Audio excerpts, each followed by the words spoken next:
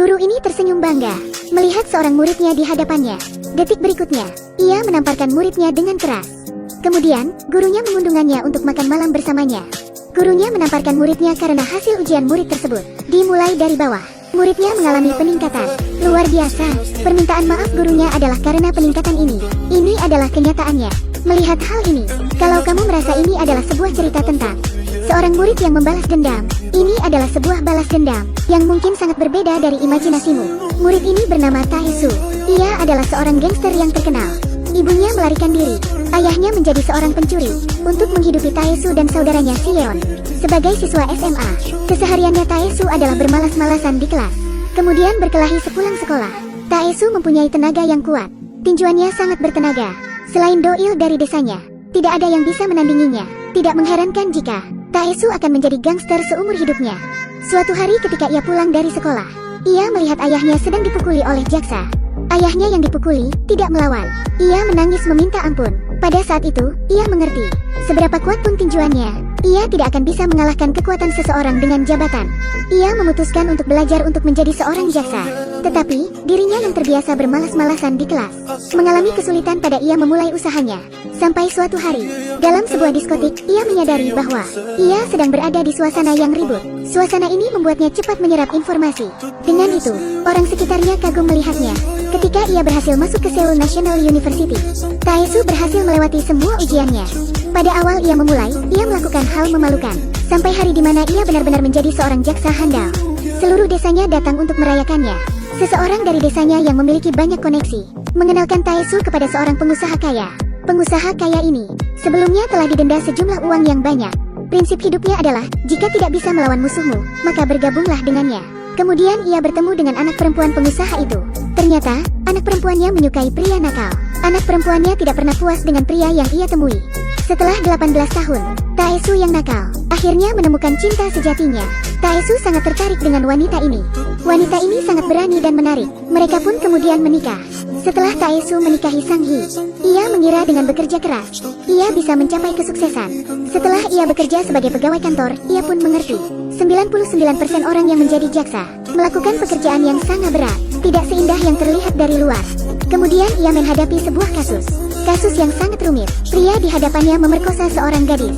Pria itu hanya bisa tersenyum, seakan ia tidak bersalah. Ia menepuk tangannya dan berkomat-kamit, seakan menguji kesabaran Taesu. Muak akan hal itu, Taesu pun marah. Ia ingin mencari bukti untuk menuntut pria itu. Ia kemudian mengunjungi sekolah gadis itu. Ia mendapat testimoni dari gadis itu. Ketika ia kembali, ia dihentikan oleh seniornya, Dongchul. Dongchul membawanya ke ruangan penyimpanan berkas. Ia menunjukkan berkas kasus yang dilakukan oleh para pejabat tinggi. Skandal-skandal artis. Ia berkata, ia telah menganggap Taesu seperti keluarga sendiri. Ia berlutut dan memohon Taesu untuk melepaskan pria pemerkosa itu. Ternyata, pria pemerkosa itu adalah guru olahraga di sekolah itu. Tetapi ayah guru tersebut adalah anggota Dewan Pemerintah. Inspektur bernama Kang Sik adalah pendukungnya di belakang. Ia ingin mengganti rugi ibu korban dengan uang sebesar 4.000 yuan dengan tersembunyi. Pada saat itu, pikiran Taesu terbelah. Di satu sisi, ia mengasihani gadis sekolahan itu. Di sisi lain, ia takut akan pengaruh kuat Inspektur Kang. Di balik seniornya yang terlihat berlutut, sedang memohon di hadapannya. Sambil tersenyum, sebenarnya ia menyembunyikan maksud lain di balik semua itu. Setelah itu, Taesu membuat keputusan. Sebagai seorang pria yang menanggung harapan keluarganya, ia bukan menjadi seorang jaksa demi pujian orang lain. Tetapi, karena pria pemerkosa itu telah mengajukan kompensasi untuk tindakannya, bukan berarti ia sudah tidak harus melakukan apapun. Pada malam hari, Dongchul membawa Taesu menghadiri acara untuk makan malam dengan inspektur. Di sana, Taesu kembali bertemu dengan pemerkosa itu. Melihat pemerkosa itu sedang bersenang-senang, Taesu sangat puas dengan hal itu. Semua hal ini terlihat oleh Inspektur Kang Sik. Kemudian, ia mengangkat gelas wine yang ia pegang dan melemparkannya ke arah Taesu hingga pecah. Inspektur ini adalah orang yang sangat berpengaruh di Korea. Ia marah. Baginya, pengadilan berada di atas hukum. Ini adalah hal yang umum. Sesudah inspektur itu selesai berbicara, Taesu terlihat seperti telah menyadari sesuatu. Ia berteriak, kemudian menarik pemerkosa itu ke sebelah meja. Kemudian meneguk anggur bersama. Di tengah keramaian, Kang Sik bergembira dan menari seperti biasa.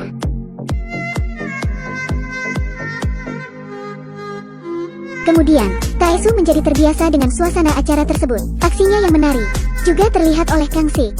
Di akhir acara itu, pemerkosa itu pun telah mabuk. Melihat Taesu masih tidak terlihat mabuk, ia memprovokasi Taesu, menawarkannya untuk seorang gadis. Ekspresinya pun tidak terkendali. Taesu berusaha menahan diri. Ketika Taesu sudah berada di puncak kesabarannya, seorang pria tiba-tiba muncul. Ia mendorong pemerkosa itu dengan keras, memukulnya hingga jatuh. Ternyata, pria yang muncul itu adalah teman semuanya, Do-il. Kemudian ia berbicara dengan Do-il, dan mengetahui bahwa Do-il adalah bos kedua sebuah geng preman itu. Geng preman itu ternyata berada di dalam naungan Kangxi untuk membantunya mendapat uang dan melakukan hal jahat.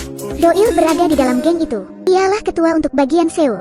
Keduanya telah tidak bertemu setelah sekian lama. Hal pertama yang mereka lakukan ketika bertemu adalah menguji siapa yang lebih kuat di antara mereka.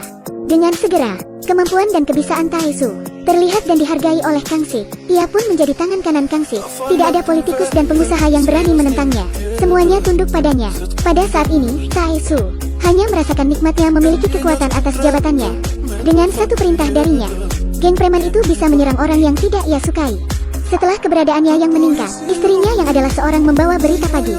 Dengan satu perintah, istrinya dapat dipindahkan ke posisi tinggi. Presiden negara berada di bawah pengaruh Kangxi, karena mereka memiliki berkas tuntutan akan para petinggi dan orang penting di negara itu.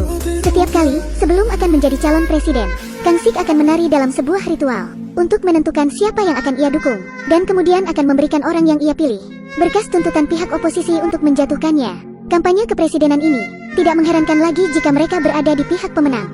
Taesu juga menjadi semakin bangga dan senang. Kemudian ia dan temannya merayakan kemenangannya, duduk di dalam mobil mewah seperti gangster, sambil dikawal oleh kawanan polisi, layaknya para petinggi negara, mengendarai mobil di tengah jalan. Karena kampanye pemilihan presiden ini berjalan lancar, mereka semua seakan tak terkalahkan. Dengan Do-il dan Taesu bekerja sama dengan baik, uang yang didapat setelah kemenangan mereka gunakan untuk memperluas daerah kekuasaan gengnya. Di saat itu, Taesu juga bertemu seorang wanita cantik. Ia adalah seorang maklar. Taesu sekali melihatnya. Sekilas ia terlihat seperti wanita yang baik, tetapi ia adalah salah satu dari geng mereka untuk membantu urusan mereka. Kemudian ia pergi ke sebuah tempat untuk mendiskusikan sebuah urusan. Ketika Taesuan wanita itu berdiskusi akan urusan mereka, ia segera dicurigai oleh istrinya bahwa ia berselingkuh. Istrinya pun mengusir Taesu. Taesu pun sudah tidak mempunyai tempat tinggal. Ia pun menyerahkan tugas memperluas daerah mereka pada Do-il.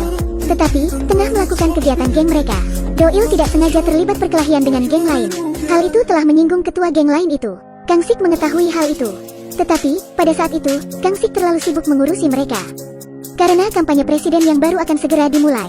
Pada kampanye ini, kedua belah calon presidennya adalah Roh Mo-hyun yang ingin menyingkirkan mereka, yang didukung oleh Lee Myung-bak. Kali ini, Kangxi tidak perlu menari melakukan ritual, karena dirinya sendiri adalah ketua terkuat yang memiliki banyak pengaruh.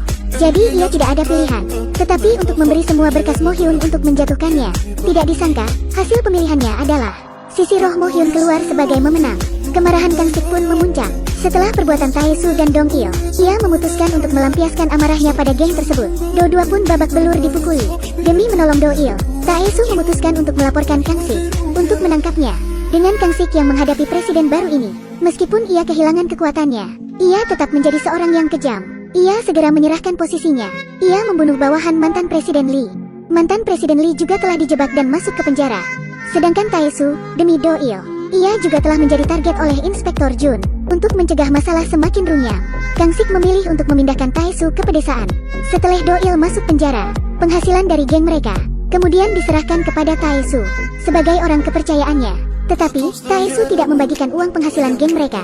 Ia memberi uang itu kepada geng yang mereka singgung untuk menyelamatkan hidup Do-il. Taesu yang sekarang berada di pedesaan masih bisa ditemukan oleh Inspektor Jun. Taesu tetap tidak mengkhianati Kangxi. Ia memberitahu Dongchul mengenai situasinya. Tetapi Dongchul tidak mengangkat ke teleponnya. Tidak berdaya, ia hanya bisa ke Seoul untuk melaporkan situasinya. Ketika Dongchul melihatnya lagi, ia tidak senang bertemu dengannya. Ia tidak mempunyai niat untuk mendengarkan Taesu. Ia mengusirnya untuk kembali ke pedesaan. Taesu pun mengerti bahwa ia telah diabaikan. Segera, Do-il terbebaskan dari penjara. Ia telah bertemu dengan Taesu. Setelah mengetahui uang mereka dipegang oleh Taesu, ia memutuskan untuk membalas dendam. Tapi ketika ia mengetahui bahwa Taesu telah diabaikan, Dong-il yang tak berdaya bersiap untuk mundur. Ternyata Dongchul dan Kangxi tiba di rumah Taesu. Kemudian mereka mengundang Taesu ke Seoul. Ketiganya berada di mobil bercanda bersahabat. Tiba-tiba sebuah mobil datang menabrak mereka. Ternyata itu adalah perbuatan Do-il. Ia menerima perintah Kangxi untuk membunuh, untuk menipu Taesu. Setelah mendengar situasi geng mereka, ia mengabaikan perintah. demi menyelamatkan Taesu. Setelah semua yang dilakukan Doil dan menghadapi kejaran geng lainnya, ia tidak lagi ingin terus berlari. Ia ingin membunuh anggota gengnya sendiri, menggunakan semua uangnya. Setelah membeli jas, ia menerobos masuk, melawan dengan sekuat tenaga yang ia miliki. Ia akhirnya terjatuh ke lantai. Alasan mengapa geng mereka dinamai geng anjing gila adalah karena ketika mereka menghukum seseorang, mereka akan melepaskan anjing yang paling ganas. Kematian Doil membuat Taesu marah. Ketika Taesu yang mengurus sebuah kasus, ia diberitahu oleh adik Doil bahwa pengaruh Kang Sik semakin membesar. Di tengah situasi yang memanas, presiden baru dengan kekuatannya, dan Taesu yang diancam oleh Kang Sik, hanya bisa memundurkan diri. Ia minum untuk memabukkan diri. Akibatnya, ia keracunan alkohol. Taesu pun masuk rumah sakit. Ia melihat di berita bahwa Presiden Moyun telah mengundurkan diri. Kemudian muncul sebuah kasus bunuh diri. Ia tidak mempercayai berita itu. Seketika, dunianya terasa runtuh. Kemudian, Taesu membeli sebuah jas untuk menemui istrinya. Karena kesalahpahaman yang lalu, istrinya ingin bercerai. Ia menggunakan sebuah trik kuno, mencoba menyelamatkan pernikahan mereka. Triknya berhasil. Ia memiliki dukungan mertuanya yang kuat. Ayah mertuanya mengenalkannya pada pihak oposisi untuk membantu Taesu bangkit kembali menjadi seorang jaksa yang baik. Setelah sebelumnya diperdaya oleh Kang Sik, setelah mengumpulkan pres, ia mulai membeberkan semua hal yang dilakukan Kang Sik. Adik Doil juga membeberkan hubungan Kang Sik dengan geng anjing gila itu. Kemudian, Taesu mengumumkan niatnya untuk mencalonkan diri sebagai presiden, untuk menjatuhkan semua pengaruhnya yang jahat. Kang Sik pun merasa terancam. Dengan tangan kanan yang telah bersamanya bertahun-tahun, ia seakan tidak berdaya. Kang Sik mencoba mencari berkas kejahatan Taesu, tetapi ia tidak bisa menemukannya. Ia berusaha menutupi kejahatannya sendiri. Pendukung Taesu semakin meningkat, tetapi jumlah voting tidaklah penting. Pemerintahan telah berganti menjadi sistem peradilan hukum dengan jumlah kejahatan yang terdaftarkan. Dan mengenai bagaimana hal ini bisa terkuak, senyuman Taesu sudah dapat memberimu jawaban. Kejahatan memang akan menang pada awalnya. Pada akhirnya, kebenaran selalu mengalahkan kejahatan. Tapi, jika ingin menjadi seorang penguasa yang benar, seorang penguasa harus melakukan hal baik untuk semua orang, bukanlah malah beradu kekuasaan.